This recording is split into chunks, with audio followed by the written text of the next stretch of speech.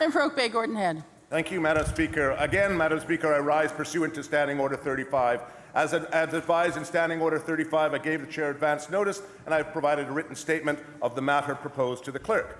By leave, I move that the House do now adjourn to discuss a matter of urgent public importance, namely a debate concerning an economic backup plan for British Columbia, given the complete collapse of this government's all-in strategy on LNG and the urgent need to transition to a low-carbon economy. Madam Speaker, this government spent the last 3 years touting BC's imminent LNG industrial boom. They sent a signal to the market that if you wanted to do business here in BC, it had to be something to do with LNG. Clearly not the signal that many sectors wanted to hear. From the answers, Honourable Speaker, in the question period, it's clear that government has no plan B. It's clear that they have no climate strategy. Frankly, it's clear that they're rudderless. Honourable Speaker, as legislators, we have a duty to the people of British Columbia to urgently turn our attention towards a debate for Plan B for BC's economy prior to next week's First Ministers' meeting in Ottawa and the upcoming UNFCCC meeting in Paris. As Section 35 demands, there is no other time in this session to debate such a plan for BC's economy in light of the monumental failure of this government's plan for LNG and the urgent need to transition to a low-carbon economy.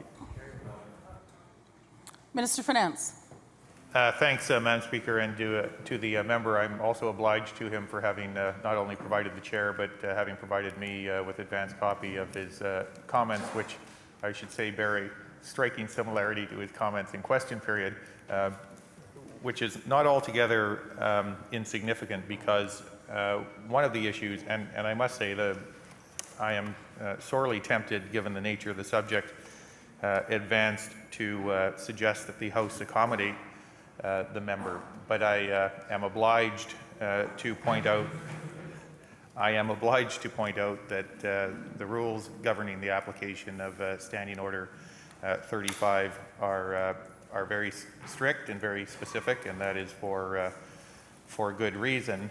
The urgency of debate and the opportunity for debate, and the member has just indirectly alluded on this particular issue to the opportunity that has existed in this chamber to make submissions on this very point. He did so mere moments ago in his participation in question period, but his remarks provided me with the opportunity to go back and review what he had to say earlier in this chamber in September in a debate that took place around energy matters. And again, I applaud him for his consistency, and I point out that I remain unconvinced about his approach and his arguments. Nonetheless, the more important feature is there has been ample opportunity.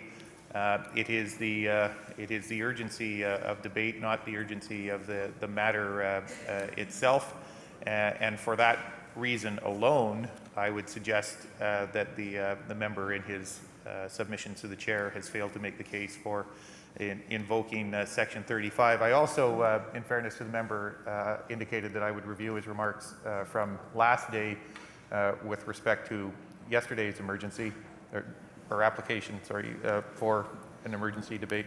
And will only say this, that again, by virtue of the rules and precedents that apply around the application of Section 35, that I don't believe the required threshold has been met in the submission made to the House, and thereto the application to invoke Standing Order 35 should, in my respectful opinion, be declined. Member for Coquitlam. Thank you, Honourable Chair. Just following on the Government House Leader's comments, I know when this issue was raised back earlier in the summer session, the official opposition indicated that it would be supportive of a debate around the climate change in the conference in Paris.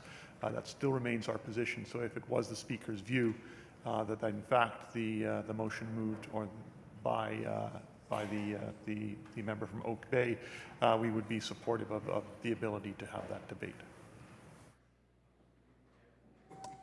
I will thank all members for their submissions, take their advice under advisement, and come back to the House at a later time. Thank you.